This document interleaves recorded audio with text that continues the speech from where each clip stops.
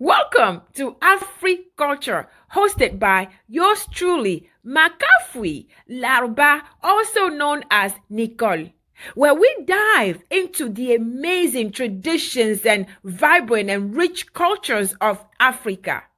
Let's celebrate the beauty of our heritage together. This is AfriCulture. Let's get it started. You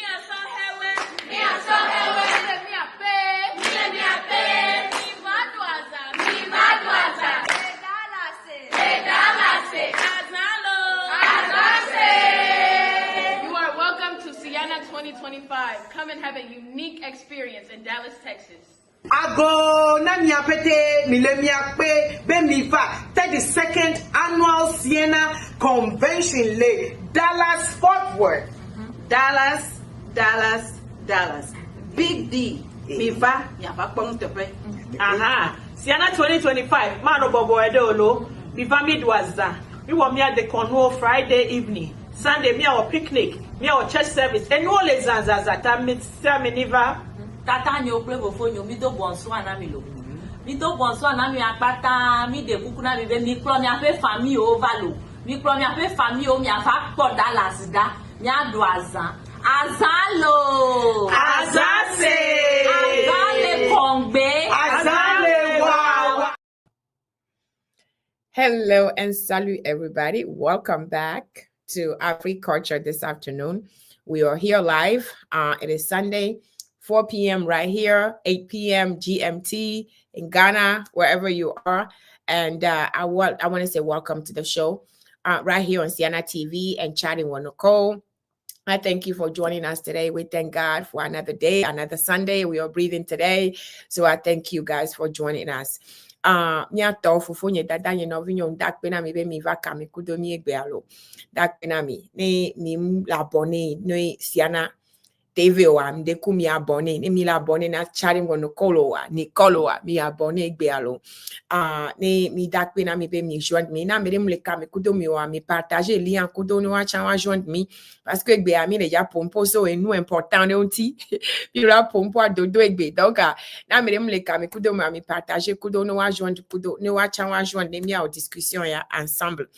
Mais God of my brothers and sisters, really, today, I just want everybody, if you're watching us, I want you to share the link with somebody. I want you to share the link with somebody because the conversations we are going to be having today, it affects everybody, every family, all our family members. It's affecting everyone. We are going to be discussing this. So my request for you today is to share with everyone, invite somebody to join us today and stay interactive. Let us know where you are joining from. But, you know, the reason I'm saying this, that ALFRED is back with me today. Thugby is taking the day off with some technical issues. So you guys know how ALFRED comes in and fills in, and then we have amazing conversations. I know last time we talked about death. We don't want to talk about that today. We're going to talk about life. So ALFRED, I don't want you guys to think that ALFRED always comes and we're talking about death. No, today we are talking about life. So we're going to talk about life, your children's life, to be more specific. So we are going to be talking about custody, custody and child support. We are going to be talking about that because that is something that is affecting every single person, every single one. This affects us. So we are going to be talking about that. And I want you to share the link with anyone and everyone, because you never know who is going through this, because this is a sensitive topic. It is embarrassing sometimes, and we don't want to share it, but we are going through it. We are going through it. We don't want people to know. So it is important, know information to know, so that we can prepare ourselves, so that we can know what to do when we are facing these challenging situations with our precious children. All right. So I want to submit everything in God's hands as we dive in. I don't want to take too much time, but I do want to bring ALFRED in. And then as I was reading this thing, I was reading through, the challenges with custody. I have learned certain things. I think I'm going to bring ALFRED in, and then I'm going to let him tell me if, ALFRED, you are on with us. So I'm going to say there's one thing before you introduce yourself, ALFRED. I have learned that, the child support enforcement program was in the United States, right? It was established in 1975. So people have been dealing with this child support thing in 1975? Because sometimes I used to wonder that. So in 1975, it started back in that, and that it was a President Gerald Ford who, started this thing back then, and it's still going on today. And I also learned that, what do you call it? The highest average monthly child support is in Massachusetts. I don't know if that's true. They say that's the highest, and the lowest in Virginia. Some people say Wyoming, but some people say in Virginia. And Texas actually pays the highest because it's bigger. I don't know. But it pays, apparently Texas pays the highest child support even compared to California. So Texas is paying more, maybe because they have more people, more money, or maybe they care more about their children. I don't know. But, apparently they are paying more. Totaling, I think in 2018, it says it's totaling $4.2 billion. That's how much Texas paid. Child support was paid in Texas. So it is so amazing. We hear these things and it's crazy what families has to go through. It's unfortunate sometimes, but unfortunate sometimes we have to take care of our children. We have to take care of responsibilities. So I am blown by some of these data that I'm seeing. But Alfred, we are here. This show, it is culture show. It is Afri-culture, as you know. So today, even though we are talking about custodies, I want to refer to, our brothers and sisters, our African brothers and sisters. And I want to give kudos to our African brothers and sisters. I mean, not brother, let me lean toward the brothers. The culture side, we are raised to be responsible. Our men, our African men naturally are raised to be responsible fathers. So that's why a lot of, American and Europeans and other cultures, they stick with us. They stick with our, African men, because when you ask them, they are responsible. They take care of their family. They take care of your responsibilities. So this is not just in America. This is not just in Europe. America has a law to enforce it. We don't have that in Africa. It is just in our DNA in Africa. It's not a law. It's not a physical law. It's our DNA law, a DNA law that we take care of our children. So our African men naturally takes care of their children. They do that because that's how they are raised. That's how they seen it. And when it comes to custody, it is naturally that when you have a child, your child stays with the father. Your father's home. That's how it is naturally in our culture. But we know that we are living in a different world right here. So we are living in a different world. We are living where we are growing up. We are living in America. We are living abroad. So Alfred, that's why you are here. We want to know. We want to know more, because a lot of people, even though they are confused, they don't want to say it. They're afraid. They're ashamed. But it is an important topic that we need to discuss so that we can help our brothers out there and our sisters out there who are going through this. So I really appreciate you coming in and having us discuss this topic. So with that being said, introduce yourself to those who don't know you, Alfred. All right. My name is ALFRED AMUZU, and Nicole, thanks for inviting me to this program, this August program, one more time. Very educative program, and I'm sure the viewers would testify to that. So I have been on this for, I think, 3 times already. So I'm sure some people know me, but for those who don't know me, I am, again, ALFRED AMUZU. I live in Maryland. I practice in Maryland. I am an in-house counsel right now. What that means is I work for a company as an in-house lawyer. So whatever they do have issues bordering on decisions or agreements they need to enter into, I will review those and provide my advice to management. Also double as the financial secretary financial comptroller for Sienna. My term would end in August. So we'll be having an election and deciding who the next financial comptroller would be. So that's in a nutshell me. I'm originally from Aflau, Ghana. So I, Mdona, Togo, Madona, Anglo touch video yeah. Namely blow sometimes we'll switch between the two languages, but Right. So it's very interesting observations you made initially there. I just wanted to say that the 1978 is it 75 or so you 75, mentioned there 75, 75 75. that is when the federal government stepped up to say let's have a standard Right. collection system, right, Right. Mm-hmm. for past due child support. I'm saying this because remember, child support or matters that to do with the family are determined at the state level. Right. So what was happening before 1975 was that if I owe child support in, say, Maryland and I moved to Virginia, you could not pursue me in Virginia. Right. Right. Right. So Right. the federal government have to step in to say, well, we have a federal enforcement authority Right. that can Right. go after you regardless of which state you are Where in. you are. Right. So that's the essence of the 1975. But matters dealing with separation of families where children have to be awarded to one party in the marriage relationship. For instance, if you and a person separate, one person is awarded the keys as the primary custodian.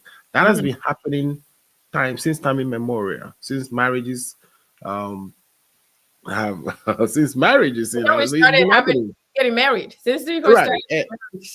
Yeah, and the courts have been dealing with that even before the independence of the United States. So this is something that you know was just consolidated at the federal level in 75. Yeah. Now, even in our own culture, like for instance in Ghana and Togo and Benin, I'm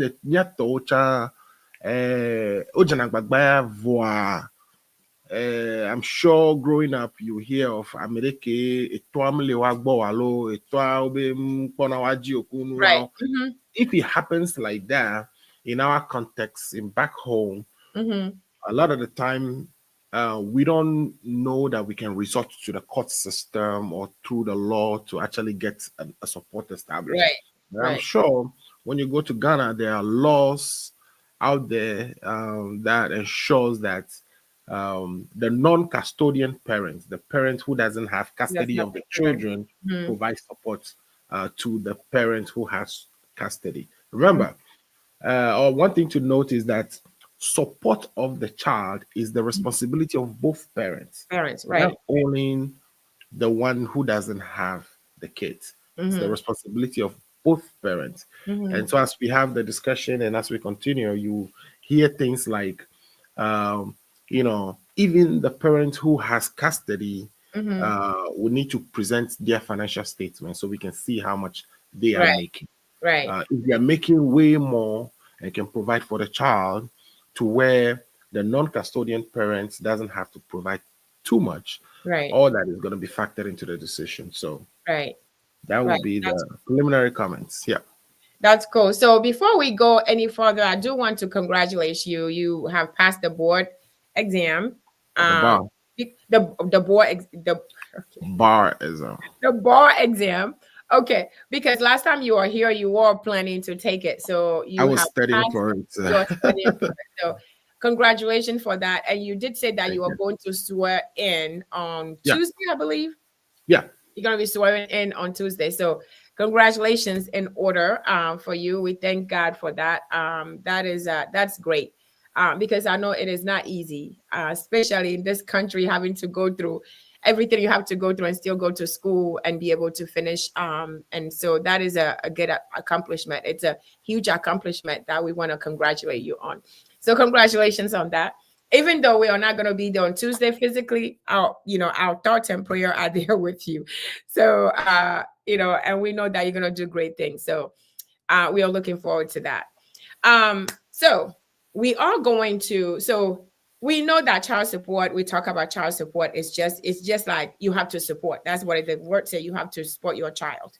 So we want to talk about, the first question that we were discussing is, I want to talk about the custody battle, because I hear a lot of people, I have a friend of mine who are struggling, right? They are struggling just to see their children. and a lot of them don't understand. Most of us who come here, we don't understand that because we never done it back home. We don't get it.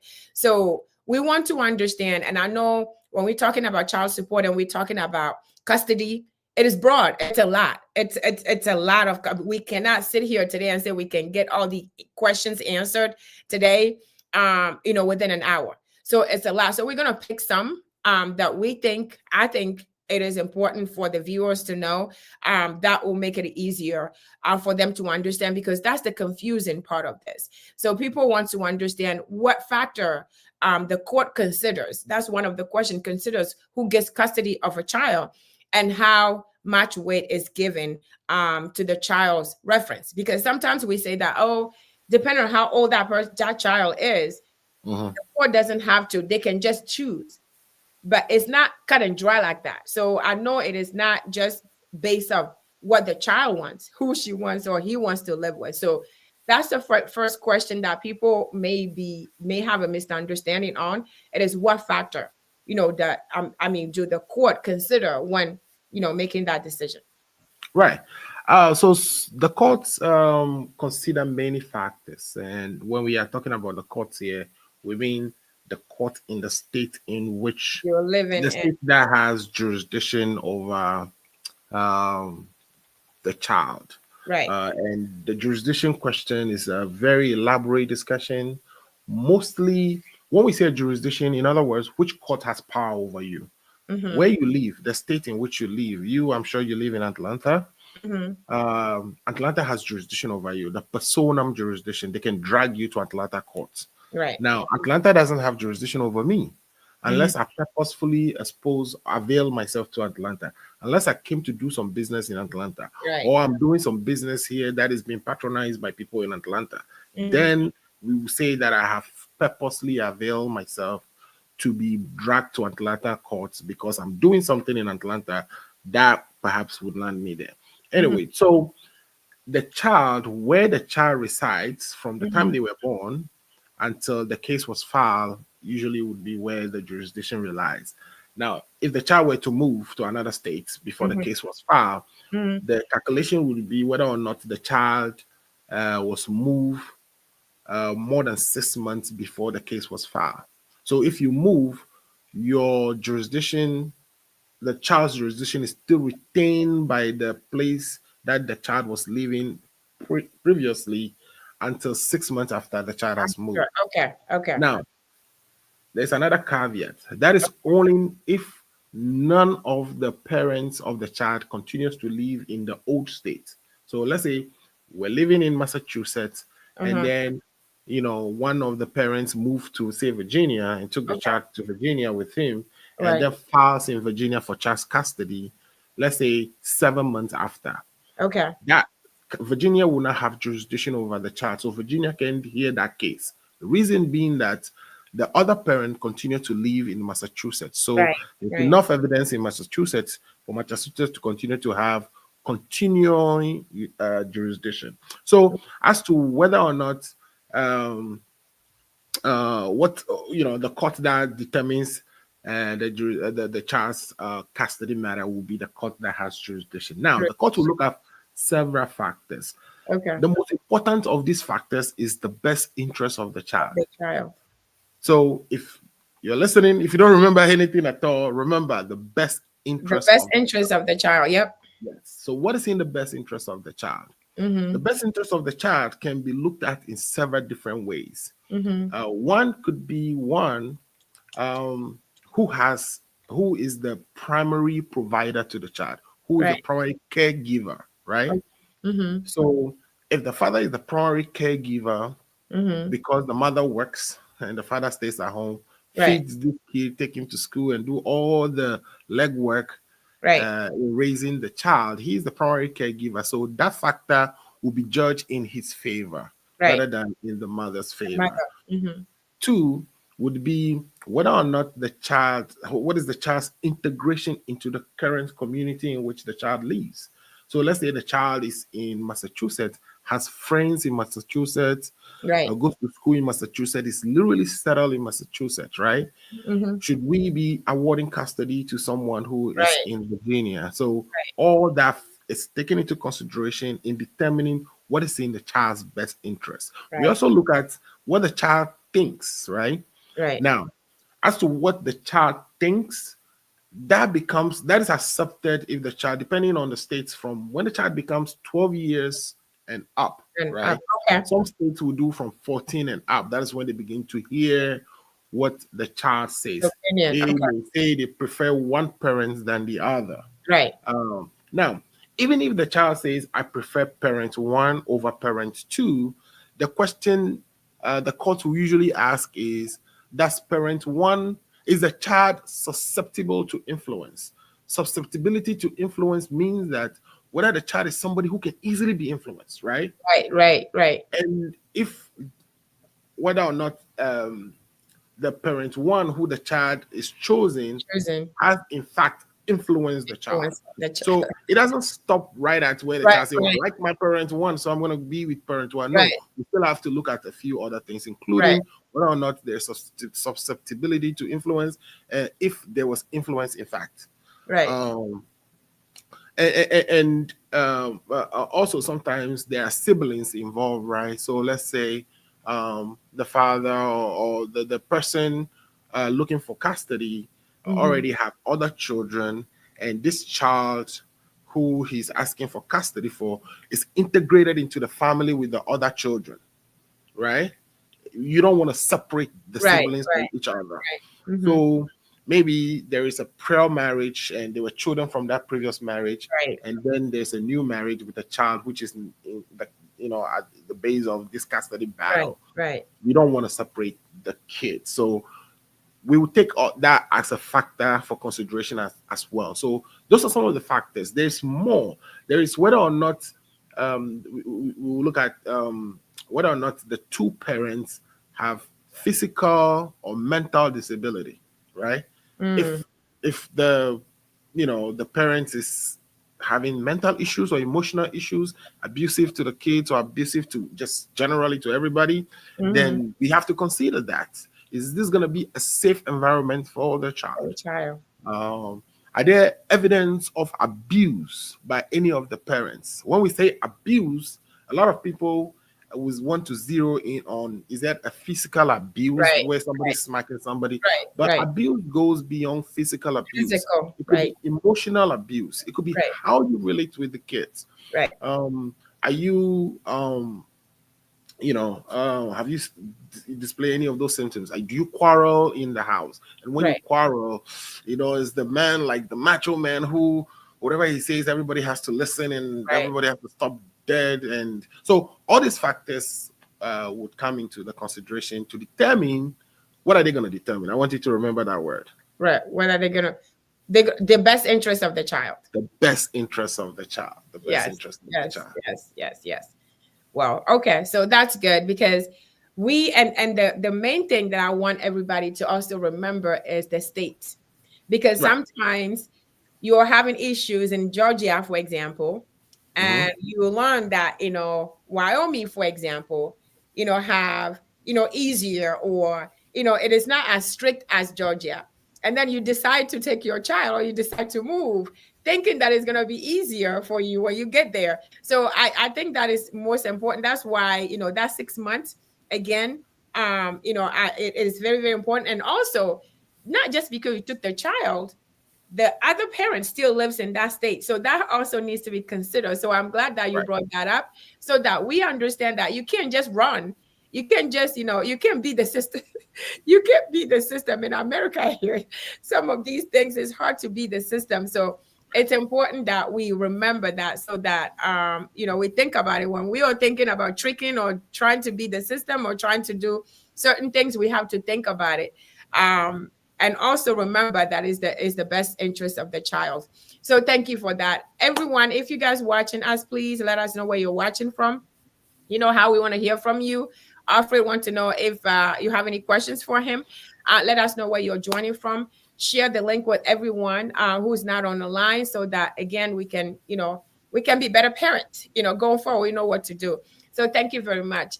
Alfred, my next question for you is, we're going to do, the next question is going to be with the custody again. In case of shared custody, how court typically handle disagreement? Disagreement about, you mentioned that earlier, the schooling, the healthcare, the relationship, the location. What when they talk about shared custodies, because shared custody just doesn't mean that you living in the same house, you living in the same neighborhood. It could be you living in the same city, different city. You could be living in a different city. The father may have moved to a different state, so, but you still have this shared custody. So, and I know it's difficult. It is difficult. So in case of shared custody, how does court, how do they typically handle all those disagreements? What is good for the child, and what, Right. who take control? How does That is actually a very interesting question, and I'm glad you asked. So disagreements happen a lot.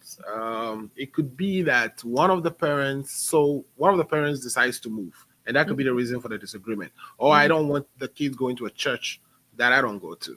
Right. That could be the source of disagreement. But let's start from the beginning. What is shared custody? Right. Shared custody is where these two parents are no longer together. So a primary custody has to be awarded to one person, and another person will have visitation.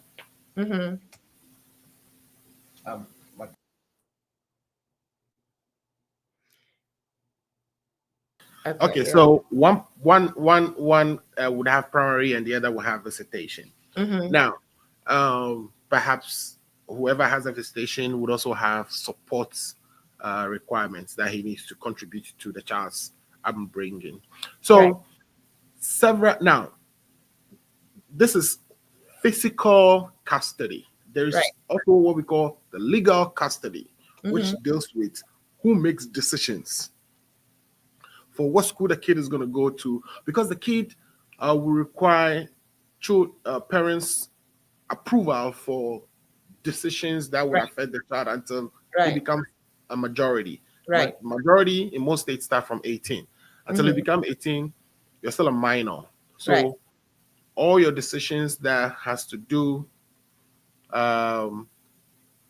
with the law would require your parents to be at that ones to approve. So such decisions can be a base of disagreement. But the majority of the cases we see would be where one parent would decide to move out of state. Right.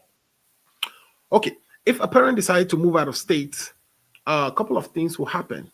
First, is the move actually based on, is he not meant to just punish the other parents? Right.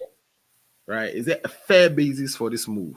Sometimes the custodian parents will just want to take off and go far away. Imagine that you are living in Atlanta with your estranged spouse, and the kids have been awarded to him, and he decides that he wants to locate to Hawaii. Right. What will happen to you? When are you going to see your kids? You have to fly all the way to Hawaii if you want to see your children.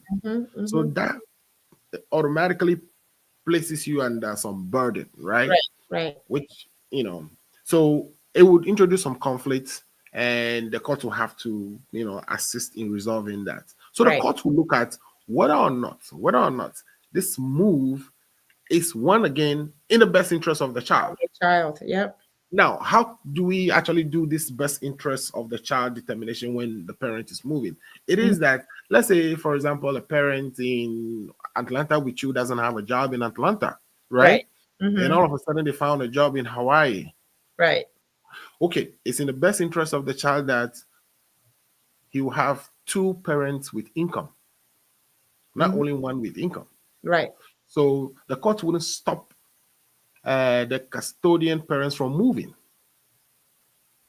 They wouldn't stop them. No. Because it's a good thing. It's a the good best thing that of the child. they got employed, they're gonna get additional income that will all help support the kids. So they will not stop that.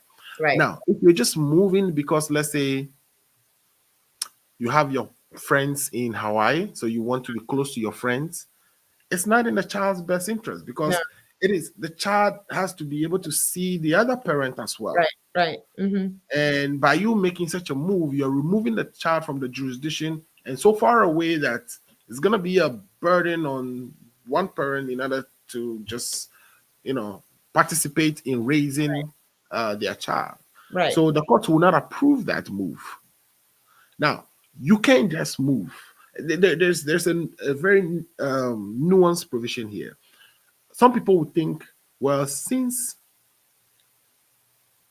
custody is determined at the state level, Mm-hmm. if I move from state A to state B, Mm-hmm. right, Mm-hmm. then state A can come after me in state B because state A doesn't have jurisdiction over people in state B. Yeah. For this reason, like you mentioned, 1975, the federal government passed a law called Parental Kidnapping Prevention Act. Okay. This act prevents parents from kidnapping their children and moving them To out of state to different right, places. right. And so what this did is that it makes decrease like orders given by one state to be given full and fair, full faith and credit in another state. So Okay. if state A gives an order that custody is awarded to parent A, right? Mm-hmm. Then it should be respected all over so that Right, you can't okay. just kidnap the kid to another place and then the state can come after you because they don't have jurisdiction over you. The Parental Kidnapping Prevention Act will kick in and will be able to come and pull the key from your hand in Hawaii instead of, And take it back to the other parents. Okay. So that's that. So this conflict would happen, but anytime there are conflicts between the two parents, Mm-hmm. the first thing the courts usually would determine is what is in the best interest of the child. Of The the child is the concern of the parent, Right. the court, instead of the relationship between the parents, whether they behave as adults and work together. That is none of the court's business. I'll give you a quick example here. Mm-hmm. This example is going to touch on different things. There's a seminar case in Maryland. This is a case where this individual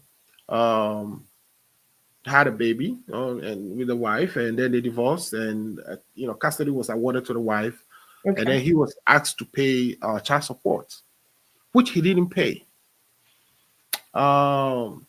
It was $30 at that time. He was supposed to pay $30 a week, and he wasn't paying that. This was in 1978. By 1980, the former wife, found another man and decided to marry that man. Okay. At that time, the amount that he owed on child support, Mm-hmm. the man called, his name is Mesh. The amount Mr. Mesh owed on child support was about $10,000 at the time. Okay. And so he agreed with the wife, Okay. and the former wife, and her new husband, they call them Stamberg.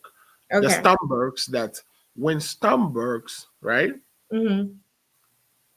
Stambergs wants to adopt, the new husband wants to adopt the kid. Child. Mm-hmm. But he's saying that before I approve the adoption, Mm-hmm. you need to forgive me all the child support from the past Uh-huh. and child supports going forward. Right. And they said, sure, no problem. And he signed that adoption and gave the kid away to them. Mm-hmm. Now, he filed his tax return. And when he files the tax return, state of Maryland took his tax refund and applied it to the child support he owed before. So he said, wait a minute. I thought I went into an agreement that... The husband, forget me for this. But anyway, so he wasn't forgiven. You can't, it's not the husband. It wasn't the court that forgave. It was the husband that forgave. That was between him, the husband. And he did not owe the husband. He owed the court. He owes the court, right? So that's what we have to think about. Even though he forgave him, it wasn't him that he was owing physically, directly. He was owing the court. So whatever he said, they got him to sign the paper. He tricked himself. He, basically, he still has to pay that. So that is a lesson learned. We have to Right. take So the care of your lessons obligation. here, yeah. So there's some lessons in this thing. Then and it is that one, um, you can bargain with children. You No. can say, my responsibility for my child, I will give it to you if you give me some money. Right. Children are not. Right. Otherwise, we'll be selling our kids, right? Right. I can say, listen, I know you want a kid so bad and you don't have one. I have 7. I can Right. give you one Give you one. Exactly. if you forgive me the debt I owe you. Right. We That's can selling your have that. child. That is definitely selling your child. You're selling your child.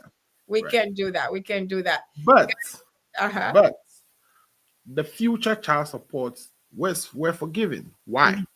It was forgiven because once you give your child out for adoption, you have lost your Right. parental It's not rights your responsibility anymore. anymore. Right. And therefore, going forward, you don't have to You're pay not child paying. support. Yeah. But anything that was owed before, That, you have to. he is on a hook for You that. have to. Thank you for that. Yeah. Guys, thank you very much for joining. I am here with ALFRED. We are talking about life. We are talking about custody and child support today. So if you're online with us, please let us know where you're joining from. Say hello to ALFRED. You have any questions for him? Justin from Canada. Thank you very much, Justin. Merci beaucoup. My brother from Lomé. Thank you very much for joining us. So far, these are the only 2 that I know that are watching. Because of the comments. So I want you guys to let me know where you are joining from. If you have any questions for us, we can answer this for you. ALFRED is here. We are here for an hour, another 20 minutes or so. So you have any questions, let us know. If you disagree of any of this, you have any circumstance that you are dealing with right now, let us know. We can have interaction right now. We can have a debate right now. I'm sure ALFRED is, happy to have that challenge. But please let us know where you're, joining from. Like I said, share this link with everyone you know. Subscribe to the channel if you have not already. Subscribe to Chadi Wonoko. Subscribe to Siana TV if you have not already. We are here every Sunday, 4 p.m. Eastern and 8 p.m. or 8 p.m. GMT. Join us every Sunday. We always have something exciting to discuss. Join us and make sure that everybody knows so we can do this together. We want to make sure that we carry on with our tradition, our culture. We don't want to lose it because it is a treasure. It is treasure. That's one thing we hold really, really dearly. So we don't want to lose this. Thank you very much. And I also, before we get back to our conversation, I want to remind you guys on Siana 2025. It is around the corner, Labor Day weekend. ALFRED was just asking me about that, if I was ready. So are you guys ready for Siana 2025? If you're not ready, I need you to start doing that right now. The hotels are getting booked. Right now we even have, I think it's Overflow is also getting booked. So we want you to register for Siana 2025. I want to personally see you get there. ALFRED, I'm sure he's happy. He will be looking forward to see you guys as well there. Remember, Siana, a lot could happen at Siana. You can get married. You can find a husband. You can find a wife. You can find a job. There's so much that happens at Siana. So especially not this year is Dallas. Dallas is a big. It is a big one this year. So I want you guys to join us on Siana 2025. I want you guys to get going, register if you have not already, and make sure that you are there on Labor Day weekend. You don't want to miss it. Some of the tickets are actually getting lower right now. Last time I bought my ticket and then I checked again, it got like $120 cheaper. And I was pissed about that. But, tickets are getting low right now. So I want you guys to look at that and get it booked, get your ticket, and be ready for Siana 2025. Before the next question for ALFRED, we're going to go to the child support side. We're going to try and get at least 2 questions in before he goes. And we may have to table and come back to, part 2, depending on how the questions go. But I want just to take a quick break. I want to just remind you of, our Siana play just 1 second commercial about Siana, and then we'll come back and we'll carry on with the conversation. Please don't go anywhere, but please let me know who you are on the line. I want to know who you are. I want to know where you are joining from. Stay tuned. Don't go anywhere, right?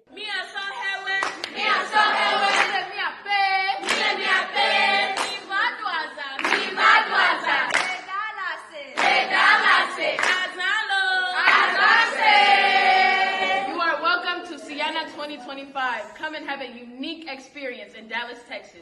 Ago na mi apete mile mi akpe be mi fa 32nd annual Sienna Convention le Dallas Fort Worth. Dallas, Dallas, Dallas. Big D. Mi fa yaba pong tepe. Aha. Sienna 2025. Mano bobo edolo. Biva mi dwaza. Mi wa mi at the Cornwall Friday evening. Sunday mi our picnic. Mi our church service. And all les zanzazata mi niva. Tata nyo plevo fonyo mi do bonso anami lo. Mi do bonso anami akpata mi de kuku na mi be mi kro mi ape famille o valo. Mi kro mi ape famille o mi afa po Dallas da. Mi ado azan. Azalo. Azase. Azale kongbe. Azale wow. Welcome back to AFRED Culture, right here on Sienna TV and Chatting with Nicole. We are live today with ALFRED. ALFRED is here. We are talking about custody and child support today. And we are having some exciting, conversations. It may not be exciting depending on where you are, depending on what you're going through. But, these are, important conversations that we have to have. And I am just so grateful that ALFRED was able to fill in for Tugby today. Tugby, we were having some technical issues. So we give him, I gave him a day off today. So ALFRED is here filling in like he always does. I am so grateful for him. And remember, he passed his bar and he's going to get sworn in on Tuesday. So officially, he's official. So he is official officially. So we are happy that he's here with us, and we're going to carry on with our conversation. But please make sure that you are sharing this, with everyone so that we can all, get this important information. So ALFRED, welcome back. Welcome back to the show. We are happy to have you. I want to carry on with the conversation since we have two questions out, about custody. Now we want to talk about the support. We want to talk about child support, and child support. Sometimes you look at it and you think that it's unfair. A lot of time when people are talking to me, I never had to experience it. I never had to go through having to deal with child support with anyone personally. I never had to do that. I never had to fight with custody with my son, with anyone. Even, I've been a single mother since day one of my son. Unfortunately, not because I wanted to, but because his father, I didn't have to deal with his father because his father passed away. So I didn't have to deal with that. So I've been his mother, his father the whole time. I never had to get that, fight and challenge with somebody saying he cannot do this, he cannot do that. You know what I mean? It's been on my shoulders. So I never had to experience it, but I heard and I've seen, how devastated it is and how people complain about and what people say and what happens and people, even death, even, committing a lot of things happens when it comes to children, child support, and people hate child support. Men they just hate it, and I hear people complain about how they're taking money from their paycheck. They don't even see that money, just enforcing, because again, it's responsibility. You have to, of course, should not force you, but it is the days that we are living in now. The court should not force you to pay your support, to pay your children, to take care of your children. But unfortunately, that's where we are. So, like I said earlier, traditionally, normally, in our culture, it's supposed to be a given. It's supposed to be responsible. It's not supposed to be a fighting. It's supposed to be all of that. But here we are. So, ALFRED, explain to us how, walk us through the child support, how is calculated, what does it mean? Why do they make you do that? And why do we normally not, before we get to that, let me not put too many questions right here. Walk us through the child support calculations. How do they decide how much to pay or when to pay? How is that decided? Yeah, this is a really good question again, Nicole. You always ask good questions. Well, so in the beginning, like you said, child support is the responsibility of the two parents, right? Mm-hmm. Payment for the upkeep of the kid, regardless of who's the primary care provider. Mm-hmm. So, first thing you have to do before, when you're filing for child support, is you yourself would have to give what we call a financial statement. Okay. The financial statements from Maryland standpoint has a lot of things in there. Pretty much they're asking you everything, right? What you own, where you get paid from, Right. and so they're doing all this in order to calculate a few things. So the first thing they are going to calculate is each parent's actual monthly income. Income. For most people, actual income includes salaries or wages. Income can also be things like bonuses, social security benefits, workers' compensation benefits. It Right. can be alimony, Right. and other types of income. It could be interest that you earn from an Right. investment in a bank, etc., etc. So it's like you're filing for you buying a house. Right. They're gonna ask for It's like everything. you're buying a house. So Exactly. did they check for credit as well? I always want to know that. Do they check credit? This is not as to this is not a credit matter, right? The Okay, reason all being right. that I'm just saying. you pay Okay, it whether you are not credit worthy or you are credit worthy. So okay. it doesn't depend on your On ability your to credit. actually Okay. Okay. pay your bills when it comes due. Now, what is not included in your actual monthly? All right, we talked about what is included, but Right. what is not included? Mm-hmm. It does not include temporary cash assistance like the food stamps. Okay. Okay. Okay. It doesn't include supplemental security income that you get from Social Security if you are declared poor, Okay. and other benefits from means tested public assistance. So all this public assistance will not count towards your Account actual for it. monthly Okay. income. Okay. Now, each parents then they will determine what we will call adjusted actual income. Okay. So once we get all your monthly actual income together, we want to know, do you owe child support or do you pay child support to other children Mm. that are not part of this matter? Right. We want to subtract that from your monthly, right? Right. Mm-hmm. So adjusted income is the actual income minus any pre-existing child support that the parent You're pays for paying another already. child, Okay. and any alimony that the parent actually pays. So if you also pay alimony to Mm-hmm. a former spouse, we want Mm-hmm. to remove that from your monthly income, Right. and then the result will be what we call Right. adjusted actual income. Okay. Um, Now, we also want to add certain things like work-related care expenses. If you are the custodian, do you take the kid to daycare when you go to work? Okay. We want to make sure we factor in that expenses as well. Into it. So Okay. this can include cost of daycare or before or after care while the parent is at work. Then health insurance expenses. Who's covering that? Would it be the custodian parent or the non-custodian parent? So we want to ensure whose insurance the child is on or whatever insurance you know the parents have. Okay. Then extraordinary medical expenses. Is this a child that has some type of illness that requires attention? Okay. So um, you need to submit a fund, and it should be a reasonable expenses that are not covered by insurance, such as dental treatment, asthma treatment, physical therapy, Okay. or Okay. psychological counseling, things like that.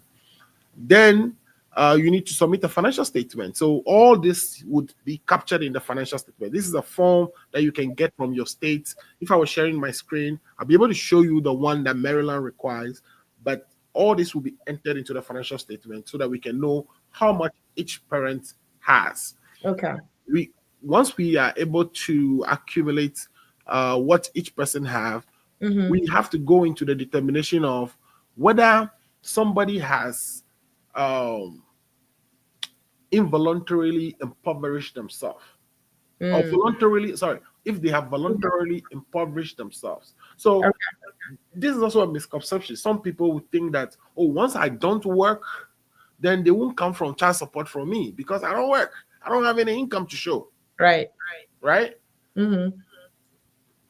If that happens, the court would consider that as voluntary impoverishment, especially if you decide not to work just because you don't want to work, right? Now, if you are not working because you have some disability, then that is fair. If Right. you're not working because of, a reason beyond your control, that is fair.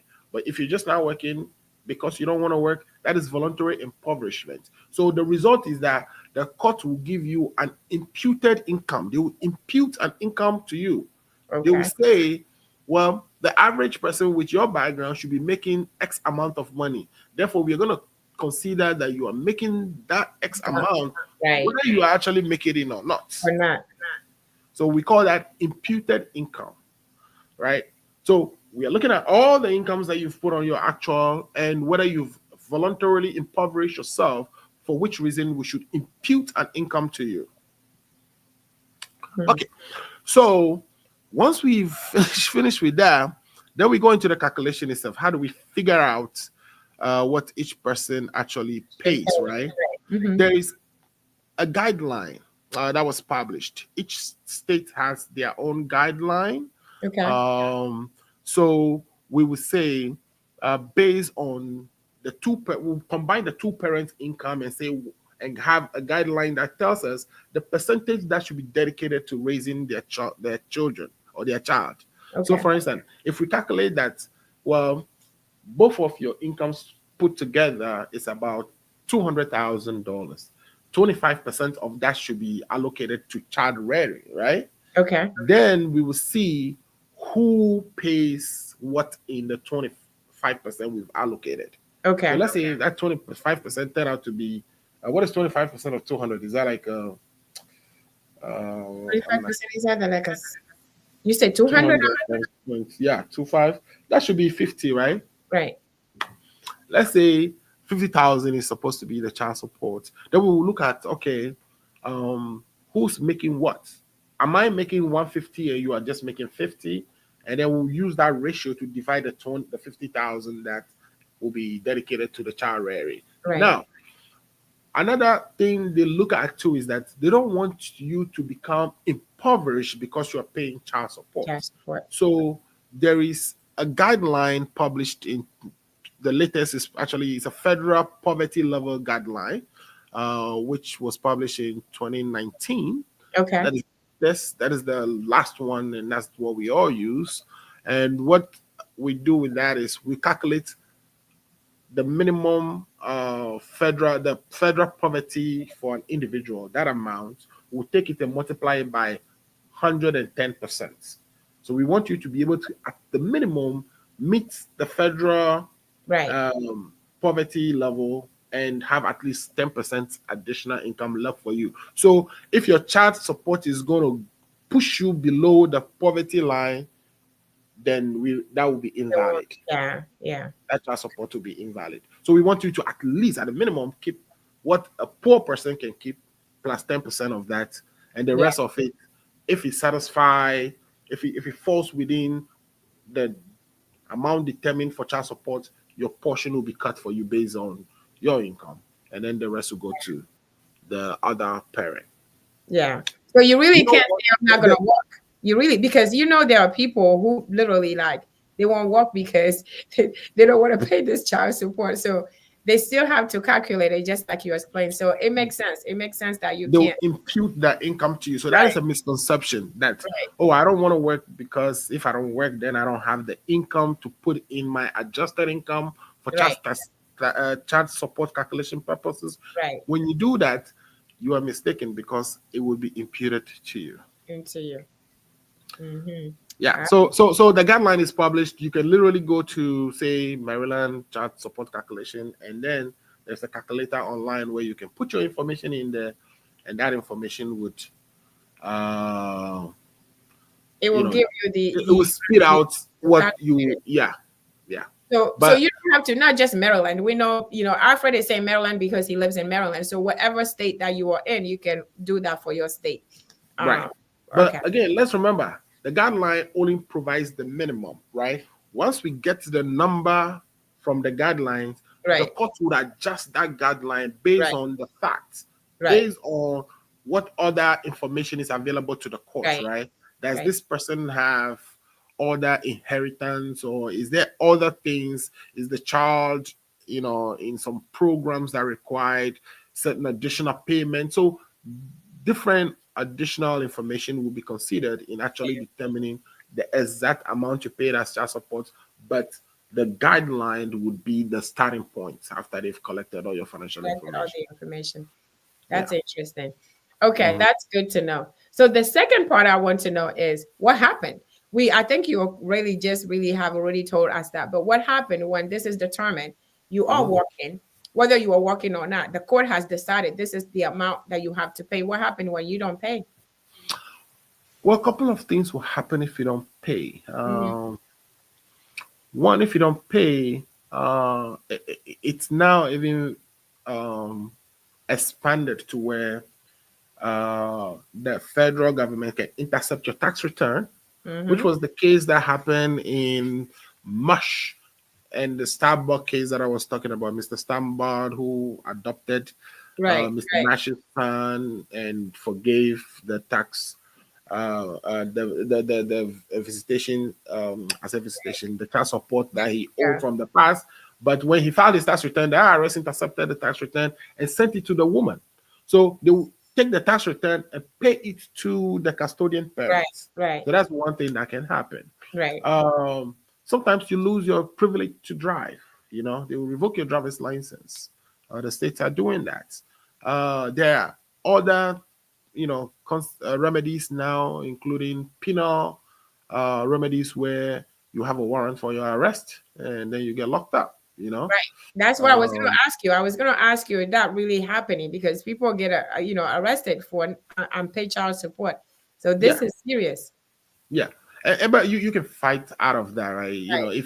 If your inability to pay is not born out of, justify it. If you can justify, if it's not born out of you trying to avoid your responsibility, because when you avoid your responsibility, the child become a state charge. Right. It become a state charge because the states then would have to provide assistance based on their poverty level calculations and things like that. So you have caused the state some financial whatever, and as a result, the states can exercise its penal authority over you. Now, you can defend against that. So just speak to a lawyer, and then they'll be able to give you assistance. So the key here is, no matter what happens, you have to take care of your responsibility as a father. Absolutely. And as a mother, as a father and as a mother as well. I really want to dig deeper into the alimonies and, because sometimes even, when I hear stories, I'm like, it's not even fair. I want to understand at what point is all the responsibility falls into the man, because he's the one who's working, who's bringing in he's the one who is the breadwinner of the house. Even though they're not living together, I want to understand, why do the husband who's alimony kick in? Exactly. Yeah, alimony is a very interesting one, right? So remember, back in the days, marriages were that the woman was the custodian of the house. When I say custodian of the house, in other words, took care of the house, raised the kids. The man went to work, found money, provided for the family.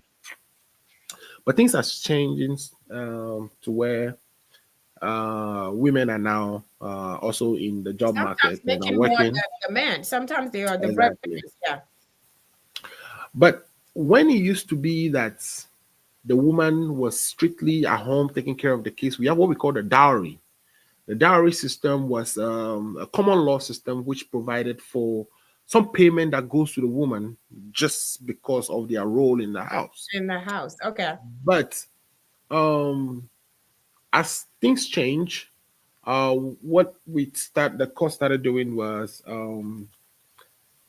depending on the state in which you live. So there are two different state systems, right? There is the common law state systems, and then there is for purposes of property ownership in the marriage, and then there is the community property state.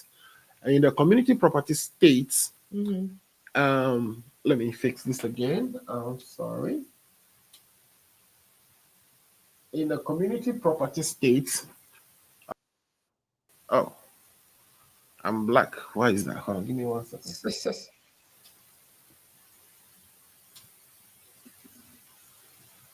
Okay, we'll be right back, guys. Okay, all right, I'm here. Okay. All right, so in the community property state, what happens is every money made by you while you are married belongs to both spouses. So we say you're using your marital labor to earn the income, right? Right. So it's 50-50. If I go to work and I come back and I get paid, my wife has 50% of that. I got 50% of that. But everything I brought into the marriage is mine, strictly. Everything she brought to the marriage is hers, strictly. Hers. Everything I inherit from my family and other people are all mine, strictly. Right. The only thing that we divide is while we are married, the properties we accumulate becomes 50-50. Okay. So in that scenario, when there's a divorce, the property divisions is straightforward, right? It's everything that was accumulated during the marriage, 50-50. But you can contract around that. That is what we talked about in another discussion. So we talk about the pre-marital agreements, where others call it the prenuptial. Right. Now, in the other arrangement, which is the common law arrangement, your inheritance, including things that you accumulate during the marriage, are not necessarily divided 50-50. The court will look into consideration of who brought what. Right. Right. What was this person doing? So in that case, it sometimes disadvantages the women, right? Especially if they're going to be in the home taking care of the kids. Sometimes disadvantage the women. So what you see happening in this case is that the court have decided that we will give what we call alimony, spousal support. Spousal support, there are 3 different kinds. There's the permanent spousal support where, we are divorced, but I'll take care of you until you die. Or there is a fixed amount that is supposed to be given to the person until some other event happen, until they get remarried or until something else happen, right? Okay. So that is a permanent support. Okay. This is only awarded in marriages that lasted very long, right? It's a 30-year marriage where the woman sacrificed her whole life supporting this man, right? Didn't do anything professional to develop her own self. Now the person is 50, 60 years old, cannot rehabilitate. So we wouldn't, instead of rehabilitation support, we rather do a permanent support because the chances of rehabilitation is non-existent. But also there are marriages that end very quickly, right? Let's say after 10 years or after 5 years. Let me give you an example. Let's say my wife was home looking at the kids, raising them, making sure everyone is doing well, while I'm out there attending law school. Right. Then I become a lawyer. And then I divorce her. Right? Okay. She's still a young woman. So when she argued for permanent alimony or permanent support, the court will not sanction that. Because she's still young. What we can do is we can do rehabilitation. Okay. And rehabilitation is where she's paid until she's able to stand up on her own feet. Her own feet. I get that. Okay. It could be that she has to go back to school or do some other things to train so that she can be employable, or maybe she was employed before, but because she stayed home for so long, she lost the skills, so she has to freshen up, get back in the job market. So that's temporary. It's not permanent. It ends at some point. Right. It's gonna end. They're gonna give a time frame. Then she they're gonna give the time frame for the rehabilitation, and so that one will end. Right. The last one is reimbursement.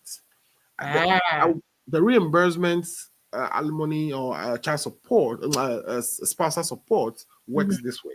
Remember that scenario I gave you that I went to law school and my wife perhaps is at home taking care of the kids. Okay, now you become a lawyer. What am I gonna pay her for her sacrifice? Right. Because it's like we both invested in the law license. Right. right? Her tear, her sweat and my sweat went Right. into that. Mm-hmm. Now that I'm getting big money, Right. I have to pay her something. I can't divide my certificate and give her half. Right. Right. So I have to reimburse her. Right. So the reimbursement could be just a one-time payment, a lump sum that I just give her and Mm-hmm. closes the matter, or it could be divided into, Into monthly periodic payments and after some time. So those are the three major types. Some states might do a little tweak here and there, but those are the three major types, and they serve different purposes. It's not Right. just because the man is the head of household providing and everything, and he's Right. still now being asked to pay money. That is not the case. The case is that what sacrifices it could be the man who actually stayed at home and did all these things, right? Right. Sacrificing while the woman is out The there, woman is there. Yeah. trailblazing in her career, Yeah. right? Making all the good money. When a divorce occurs, we want to make sure that everyone walks away at least on their feet, right? We don't Right. want the divorce to be the reason why the woman become a public charge or the Right. one spouse Right. becomes Right. a public charge. That's Right. why the alimony provision is there. It used to be that you could deduct the alimony as a tax deductions, but they've changed that so far. Alimonies are not deductible as tax deductions. Wow, I didn't realize that was that. Well, that is a good to know. And because this really helped me because it helped excuse me. It helps me understand, the different types as well. And it Right. makes sense to me. So, and we also need to understand that it's not just the man, the woman as well. So this can be on the women's side because there are some women who are paying alimony to their husbands, and it is happening here as well. So it's both sides that it is happening at. So we want to. There's a Kafui on the line from MD. You know Kafui? You know who Kafui Yes, is? Cafe was my vice president for the Airway Association of Washington, D.C. So let me take the opportunity to give shout out to all my Airway Association of Washington, D.C. folks. We are having a barbecue. I believe it's going to be June 14. Tell your friends to tell their friend you should all come. I'll be on the grill as usual. And it will be a great celebration. I'm looking forward to it. Thank you for watching, Cafe. All right. So Kafui, thank you for joining us. We want you to come back next week. Even if ALFRED is not here, join us over here and share the link with everyone. We thank you very much for your support. And I mean, I wish I can be at that barbecue. But hey, I know you guys have some chicken on for me. All right. Yeah, So you're welcome. I will make a special chicken for plate, you. special place for me. So my last question is some of the misconceptions about people, because we talk about family court and it's not an easy thing. This is very, very troubling situation. So we're going to do this like a high level because we can go into each one of them. So what is the high level misconception people have about family court, and then after that, if we have time, we can do the rights of the parents. So what is the misconception that, normal people normally we have about this family court? Yeah, I think if possible, Nicole, let's table the rights of the parents because that will be a longer conversation for another time, right? Okay. But regarding misconceptions, we've touched on bit by bit some of the misconceptions, but the bigger one that people should perhaps be aware of is private arrangements with your spouse is not legal. It's not going to be enforced. When somebody owes child support that is actually ordered by a court, you can't have a private arrangement with the person outside the court to say, oh, I'm not paying you. No. If there's evidence that you're not paying it, you will suffer the same consequences as though someone who just somebody will just ignore the court and not want to pay. That person is different from you who actually had an agreement, because the people who have the agreement on the side, what they do is they pay the women on the side with different support and assistance. It could be that they will be the ones taking the kids and doing all these other things that don't get like watching the kid while the woman is gone somewhere and doing all these other things. That is not counting towards. Remember, in Maryland, if you keep the kid for 25% or Of the above, Mhm. that also goes into the calculation of how much you pay as child support, Okay. Okay. right? Okay. So, for instance, let's say the courts in your initial calculation agree that you were going to keep the kid 25% of the time, Okay. but there was a substantial change in circumstances Okay. where you are now keeping the kid maybe 30 to 40% of the time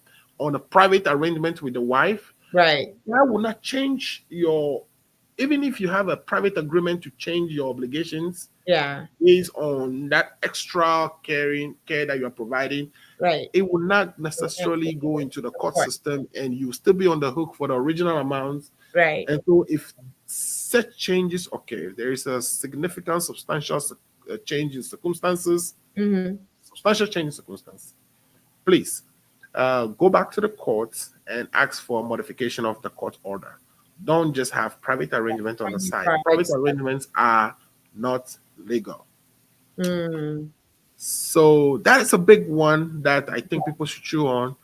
The second misconception is like sending your kids to Ghana or to Togo, because by doing so, you don't have to pay support, or by doing so, first of all, there is a parental kidnapping act involved, parental kidnapping prevention act involved in that. You Yeah. can kidnap your kid without a court order if Right. you have physical custody awarded to someone. You, the non-custodian parent, cannot just take your kid and relocate them somewhere else Right. without Right. court approval. Even if it's a private arrangement, be Right. careful with that, because remember, private arrangements are not legal. Right. They're not legal. I was going to say that because I was going to bring. I'm glad you added that. I was going to say some people would say, "Oh, I talked to her. She was okay with it." So you don't want to do that. So you don't want to No. do that, because even her, she's gonna come back and say, "Oh, I never agreed to." She could definitely say that she never agreed to it. So that is really important. Avoid those private arrangement. Avoid those, because that is a good point. We send our children back and they're not here, so I'm not responsible. And then the fact that they're using that, that's crazy. That is crazy. We have to be mindful.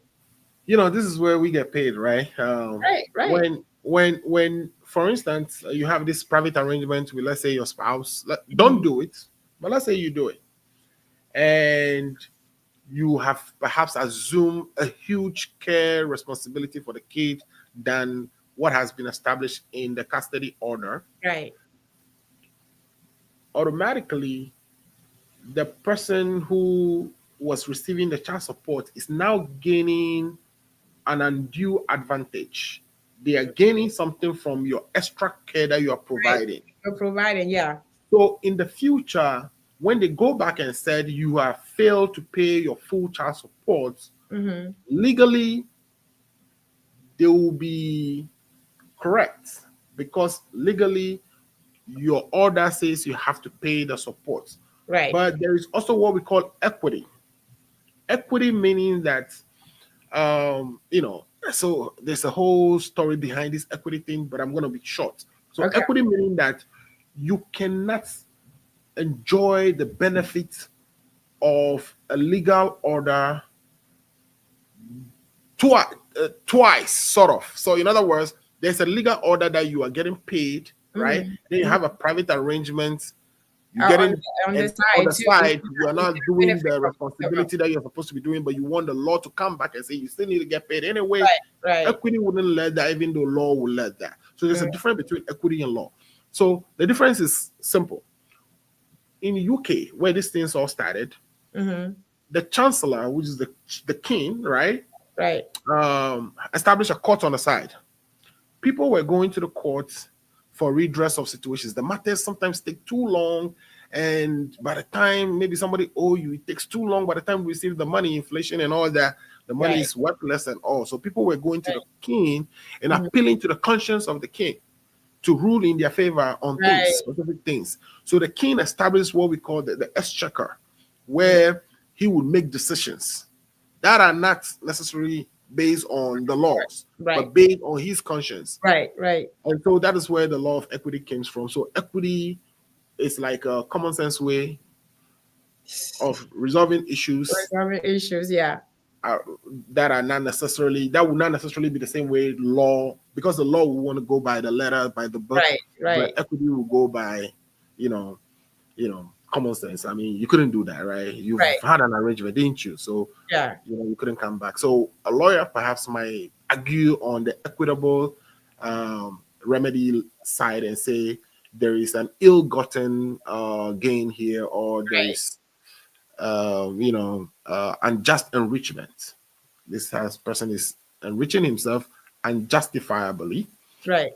by the private arrangement he did, even though lawfully he can still take the money. So Take the money. Yeah. yeah, those are the nuances, and definitely consult somebody who is in the business of doing that and Right. ask all the right questions. But these are just little tips here and there for people to be Right. aware, Right. so that they know the right questions to ask when they are, confronted with these things. Thank you. And I want to also add, avoid emotion. Try to take your emotions out of it. I want to add that as well. Try to think about the child, because sometimes we do certain things because we want to punish the mother, we want to punish the father, and we don't think about the child. That's why, Alfred, that's why when you say, remember this word is the best interest of the child. When the court works are the best interest of the child. And as parents, we have to do that. We have to think about what is best for this child. Is it best for him to stay with me? I'm not really going to give this child what he needs, what she needs, or the mother will do it.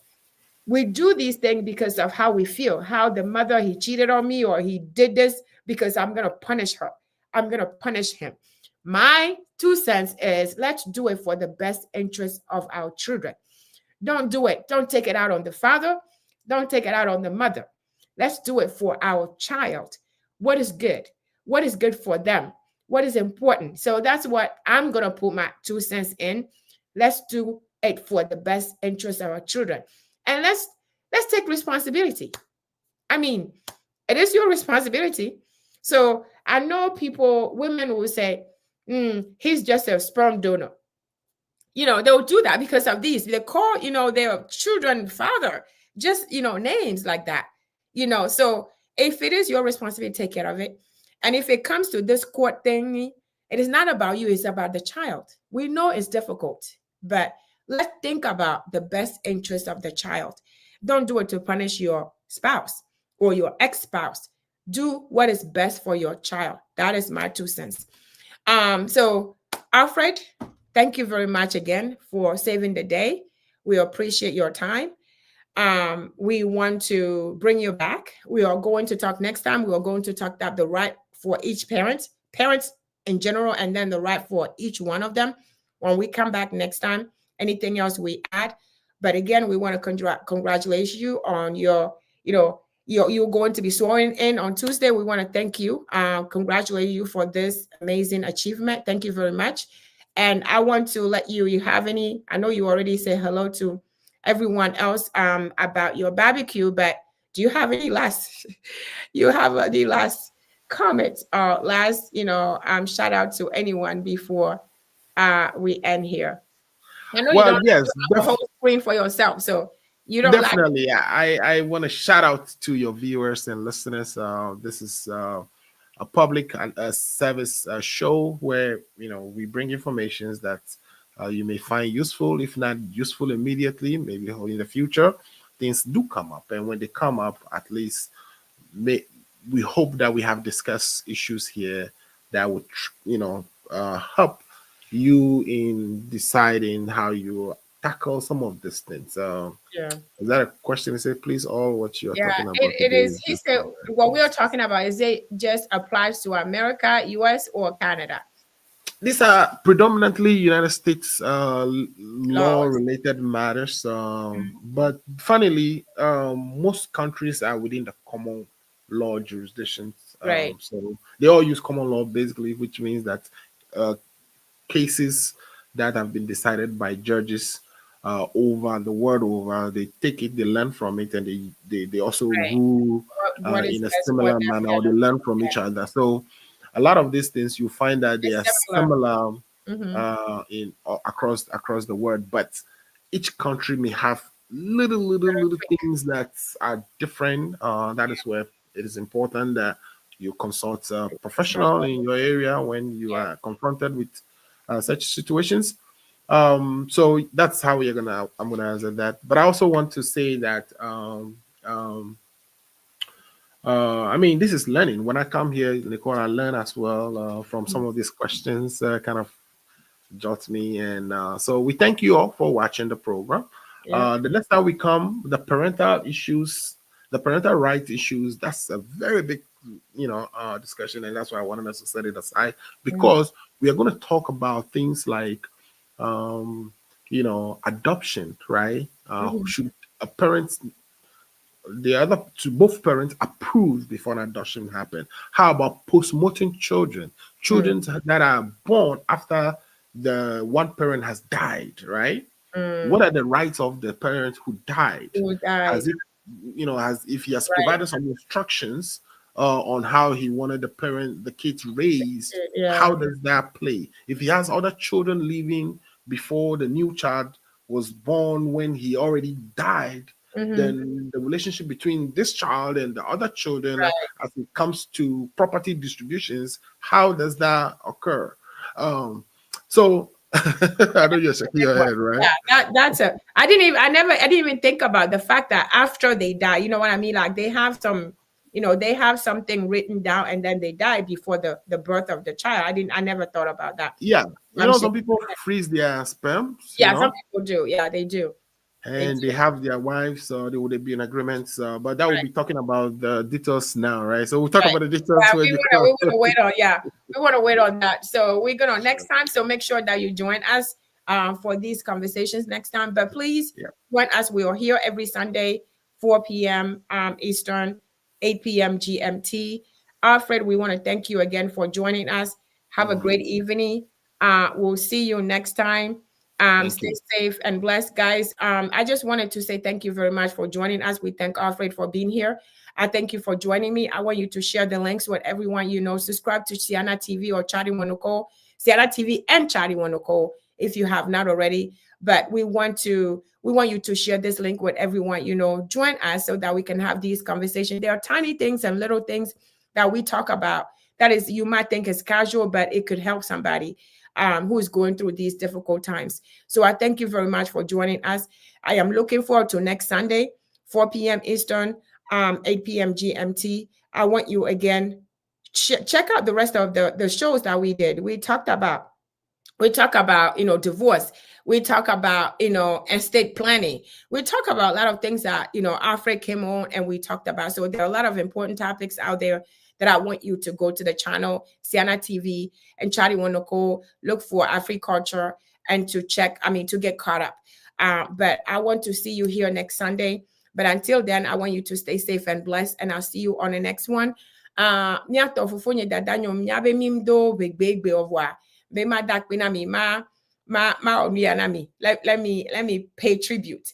Ma do eniana ma do bena mi benam dakpina mi be mi no kame kudomi egbea. Entia dimanche prochain togbila no na nyi kudomi mi atrova ni mi agbakpo mi agbadendo mekpo e dimanche prochain. Entia mi na nyi sesere mi adogo ne mi la bone na Siana TV o akudo e chatting with Nicole Wande ku mi abone e mi a partager lien kuda mi siamelo. Donc, à mi adogo dimanche prochain, lo. Bye bye, na mi siamelo.